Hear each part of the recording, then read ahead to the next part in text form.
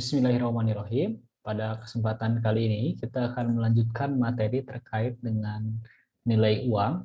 Saya akan membahas nilai uang ini membagi dua materi. Pertama nilai uang internal, yang kedua nilai uang eksternal.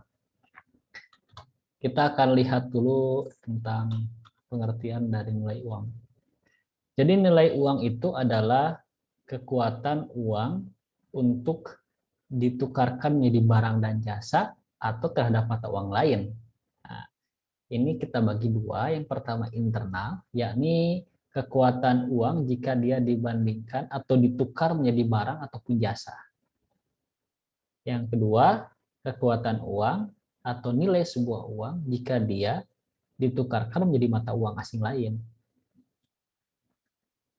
Nah, untuk lebih jelasnya kita akan lihat dalam tabel atau bagian berikut, di mana kekuatan uang itu ada dua, atau nilai uang itu ada dua. Yang pertama nilai uang internal, memperlihatkan stabilitas dari uang terhadap barang dan jasa. Nilai uang eksternal memperlihatkan stabilitas uang terhadap mata uang lain. Ukurannya yang sekarang digunakan untuk internal menggunakan inflasi, sedangkan eksternal menggunakan nilai tukar atau exchange rate.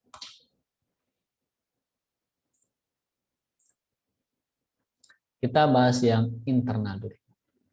Jadi tadi internal, nilai uang internal itu adalah seberapa kuat atau seberapa banyak barang dan jasa yang bisa didapatkan dari uang yang kita punya. Misalnya kita punya uang Rp1.000, berapa banyak uang yang atau barang yang kita bisa beli dengan Rp1.000. Semakin banyak barang menggambarkan uang kita semakin besar nilainya. Semakin sedikit barang menggambarkan uang kita semakin kecil nilainya. Nah, ini juga yang menyebabkan uang kita nolnya banyak, tetapi nilai internalnya kurang kuat. Karena 1000 ada nolnya 3, tapi kita tidak bisa membeli barang yang banyak. Ya paling misalnya kita bisa membeli beberapa barang yang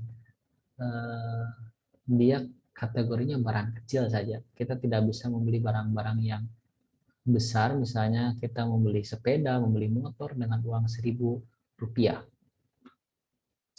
Tadi ukuran untuk internal ini adalah inflasi. Jadi untuk menggambarkan atau melihat seberapa kuat nilai uang internal itu, kita lihat dari inflasi. Semakin tinggi inflasinya, maka nilai uangnya itu semakin rendah.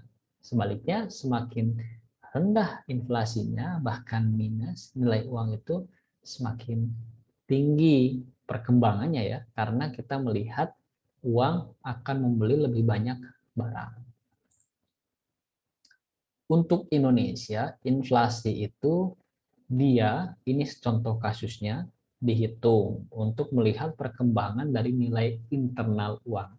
Perhitungan di Indonesia, inflasi itu menggunakan indeks, yang indeksnya kita sebut dengan indeks harga konsumen, IHK atau CPI, Consumer Price Index. Jadi bukan langsung ke barang, tapi barang dirubah jadi indeks, indeks baru dirubah menjadi inflasi. Nah, jadi CPI ini atau IHK ini adalah sekelompok barang dan jasa. Ini dilakukan oleh BPS ya, Badan Pusat Statistik, dipublikasikan di BPS, juga di Bank Indonesia, juga di beberapa website kementerian terkait dengan perkembangan dari harga. Nah, barang dan jasa ini untuk tahun 2021 kita menggunakan tahun dasar 2018. Jadi kalau kita melihat inflasi misalnya 10%, berapa harga barang dan jasa sekarang adalah naik 10% dari harga di tahun 2018, karena 2018 adalah harga dasar. Nah, untuk Indonesia, inflasi ini lewat indeks harga konsumen dihitung di 90 kota di 34 provinsi.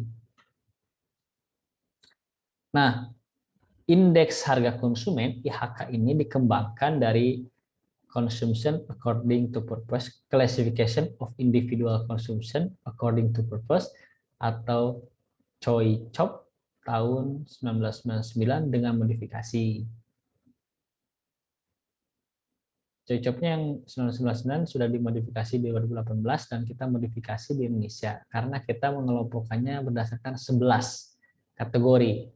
Ada makanan, ada apa namanya, pakaian, ada rumah, pendidikan, transportasi, dan banyak hal, kesehatan termasuk juga. Jadi ini yang di sebelah kanan adalah klasifikasinya. Kenapa kita sebut modifikasi? Karena di tabel ini tapi kurang jelas terlihatnya. Anda bisa buka website BPS, adalah bagaimana dari IHK 2012 dan Choi Chop 2018 dimodifikasi sedemikian rupa supaya sesuai dengan Indonesia menjadi IHK 2018. Kenapa disebut modifikasi? Karena kita lihat ini yang oranye dari IHK 2012 itu, kemudian kita lihat warna oranye dari Choi Chop 2018, oranye di IHK 2018 hilang karena yang oranye itu kan alkohol, kemudian rokok itu dia di Indonesia masuknya kategori 1, makanan, minuman, dan tembakau. Jadi tidak disamakan dengan yang indeks yang berlaku global. Dan beberapa komponen lain yang dia ada yang bergeser ke atas, ada yang bergeser ke bawah, tergantung kebutuhan di Indonesia. Nah, BPS sebagai lembaga yang bertugas untuk melakukan pencatatan kenaikan harga ini, inflasi ini, dia melakukan wawancara langsung terhadap beberapa pedagang di kota dan di desa, di pasar maupun beberapa outlet tentang harga barang dan jasa. Dilakukan berdasarkan periodik, ada yang 1 minggu sekali, 2 minggu sekali, sebulan sekali, dan lain sebagainya. Nah, selain menghitung dari klasifikasi tadi, BPS juga mengklasifikasikan inflasi ini terhadap 2 hal. Yang pertama, inflasi inti, dan yang kedua adalah inflasi non inti, atau yang pertama core inflation, yang kedua non core inflation. Nah, yang pertama adalah inflasi inti. Inflasi inti ini adalah inflasi yang terjadi memang karena aktivitas ekonomi. Sedangkan inflasi non inti itu bukan hanya sebatas ekonomi, tapi ada hal-hal di luar ekonomi yang mempengaruhinya. Nah, lebih jelasnya kita akan lihat dalam tabel ini. Jadi di tabel ini yang berwarna biru adalah inflasi inti, menggambarkan konsumsi, ekspor, investasi, produksi, impor. Permintaan, penawaran, berinteraksi, menyebabkan output gap ataupun berapa harga yang disepakati. Kemudian ada inflasi dunia juga mempengaruhi nilai tukar, dan ini bertumpu semuanya ke inflasi inti. Tapi ada inflasi non inti yang berwarna merah yang di bawah. Misalnya ada supply shock itu berarti ada dia guncangan terhadap penawaran, atau misalnya ada perubahan dari barang-barang yang ditetapkan harganya oleh pemerintah. Barang-barang itu misalnya BBM, premium nih, premium kan ditetapkan oleh pemerintah, solar ditetapkan oleh pemerintah. Kenaikan premium dan solar bisa mempengaruhi harga karena dia masuk kategori barang yang ditetapkan harganya oleh pemerintah. Atau misalnya kenaikan jumlah penduduk juga menyebabkan inflasi itu bisa terjadi, dan seterusnya. Secara umum, penyebab inflasi itu ada 2. Yang pertama adalah inflasi yang natural inflation. Yang kedua adalah human error inflation. Yang pertama ini inflasi yang dia terjadi karena alami saja. Ya, ini alami terjadi begitu saja. Karena misalnya sekarang pandemi, inflasi bisa terjadi naik ataupun tidak. Karena misalnya pandemi pancaroba, misalnya kekeringan menyebabkan sawah gagal panen, inflasi tinggi. Karena memang itu tidak bisa kita cegah, atau kita tidak bisa cegah 100%, terjadi begitu saja. Nah, yang kedua adalah inflasi yang disebabkan oleh manusia atau human error inflation. Inflasi ini berarti kita disebabkan oleh manusia baik sengaja atau tidak sengaja, tapi cenderungnya sengaja. Yang pertama adalah korupsi dan administrasi yang buruk. Berarti kalau terjadi korupsi dalam sebuah negara, inflasinya itu cenderung tinggi. Karena kalau korupsi dan administrasi yang buruk menyebabkan biaya produksi dari sebuah barang dan jasa itu meningkat. Korupsi harus sogok sana, sogok sini, itu pasti dibebankan oleh produsen terhadap konsumen melalui kenaikan harga barang. Jadi kalau kita mau inflasinya rendah, korupsi harus ditekan. Yang kedua adalah pajak yang berlebih. Berarti kalau pemerintah menetapkan satu pajak untuk pajak, misalnya pajak pertambahan nilai 50%, maka itu bisa menyebabkan inflasi karena pajak mempengaruhi harga secara langsung. Yang ketiga adalah pencetakan uang secara berlebih. Nah, ini juga jawaban kenapa misalnya kalau kita sekarang butuh uang, pemerintah berhutang saja ke luar negeri, kenapa tidak cetak uang? Karena kalau dia cetak uang dalam jumlah yang sangat banyak, dia bisa menyebabkan inflasi. Ini berkaitan dengan rumus permintaan uang dan permintaan uang. Terutama kalau menggunakan rumus yang ditetapkan oleh Fisher, kita melihat bagaimana penambahan dari jumlah uang bisa menyebabkan penambahan dari jumlah harga atau penambahan dari harga. Nah, inflasi ini penting karena kita ingin mengukur seberapa stabil harga sebuah barang. Kestabilan harga barang itu penting bagi sebuah ekonomi ya, karena ada beberapa alasan. Inflasi yang tinggi itu kan dia menyebabkan ketidakstabilan, baik itu pertama dia misalnya menambah orang-orang yang dia semakin miskin karena kenaikan pendapatan itu tidak setara dengan kenaikan inflasi.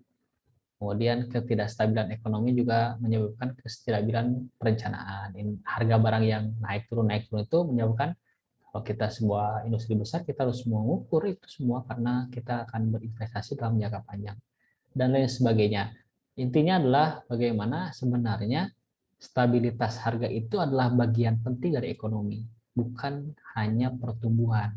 Stabilitas adalah bagian penting dalam sebuah ekonomi. Kita langsung ke contoh penghitungan inflasi. Seperti yang kita sebutkan tadi, inflasi itu di Indonesia dihitung berdasarkan indeks IHK. Untuk menghitungnya ada rumus IHK. IHK itu sama dengan PN per PO kali 100. Atau harga hari ini dibagi harga tahun dasar. Sekali lagi tahun dasar untuk Indonesia hari ini BPS menggunakan tahun dasar 2018. Jadi 2021 per 2018 dikali 100. Kita kasih contoh. Misalnya tahun 2020, tahun kemarin itu harga 1 kg beras 1 kg gula 12.000. Di tahun 2018 harga 1 kilogramnya 10.000. Maka menghitung indeksnya adalah 12.000 per 10.000 dikali 100. Mendapatkan indeksnya 120. Maka kita dapatkan secara simpel, ini hitungan yang satu barang saja, kenaikan indeksnya 20 atau inflasinya 20%. Tapi apakah sesimpel itu? Tentu tidak ya. Untuk penghitungan inflasi punya cara hitung yang lebih kompleks. Nah, kita contohkan untuk yang kumpulan. Jadi IHK ini kan sekumpulan komoditas. Maka yang dicari adalah jumlah atau summary total dari komoditas. Kita contohkan tabel. Saya contohkan adalah harga daging sapi, telur, minyak goreng, susu bubuk, dan rokok. Di tahun 2018 total semua barang itu 115.000 rupiah. Tahun 2020 menjadi 162.000 rupiah. Digabungkan jadi satu untuk kategori makanan misalnya. Berarti 162 dibagi 155 dikali 100. Maka indeksnya 104. Dengan kata lain, terjadi kenaikan harga 4,52% untuk kategori makanan saja.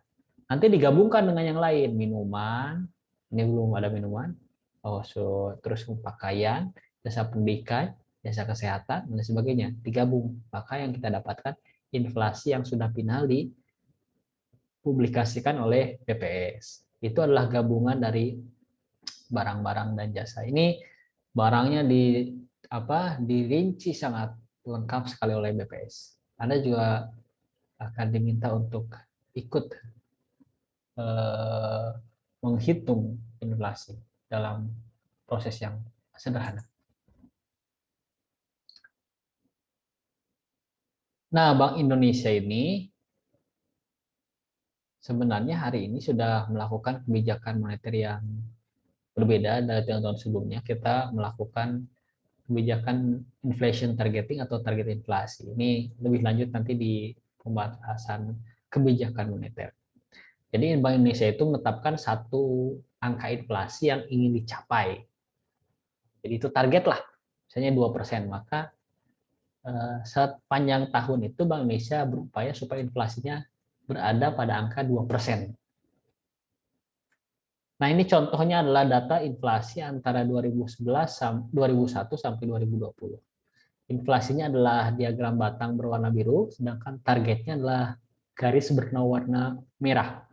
Inflasi itu dianggap sukses atau BI itu dianggap sukses jika dia mendapatkan angka inflasi di antara garis merah, tidak terlalu atas, tidak terlalu bawah. Nah, tapi apakah selalu tercapai targetnya? Tidak juga. Misalnya inflasi di atas 10% terjadi tahun 2001, 2005, 2008. Inflasinya tinggi. Berarti tidak sesuai target? Tidak. Apakah berarti gagal? BI-nya belum tentu, karena didapatkan beberapa faktor, misalnya 2005, 2008 terjadi kenaikan harga BBM misalnya. Kemudian sekarang inflasi kita rendah. Kenapa? Karena pandemi misalnya. Ini datanya dalam bentuk tabel. Nah, ini datanya per bulan. Jadi BPS itu menghitungnya per bulan, kemudian nanti diakumulasi satu tahun itu kita bisa lihat.